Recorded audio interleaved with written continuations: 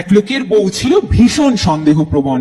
বিনা কারণে সন্দেহ করতে করতে স্বামীর জীবন বিষিয়ে তুলল। হঠাৎ এক লোকের সাথে ঝামেলায় ফেসে গিয়ে লোকটির নামে আদালতে মামলা হলো। সাজা বাবদ পেল 12 বছরের সশ্রম কারাদণ্ড। ওদিকে স্ত্রীর দিকে তাকিয়ে মনে মনে ভাবলো, এই মহিলার যন্ত্রণা থেকে এক বাঁচা বেঁচে গেছি। লোকটি দীর্ঘ 8 বছর জেলে কাটাবার পর একদিন পুলিশের চোখ ফাঁকি দিয়ে জেল থেকে পালালো। দৌড়াচ্ছে আর ভাবছে, কতদিন পর মুক্ত বাতাসে হাওয়া খাচ্ছি। আহা, কি আনন্দ আকাশে বাতাসে। হাঁপাতে হাঁপাতে ঘরের দরজায় নক করতেই দরজা খুললো তার স্ত্রী। তাকে দেখেই বলল, এই বেটা, টিভিতে 1 ঘন্টা আগে তোমার পালানোর খবর প্রচার হয়েছে। তুমি এই 1 ঘন্টা কোন মহিলার সাথে ছিলে আর কোথায় ছিলে, উত্তর দাও।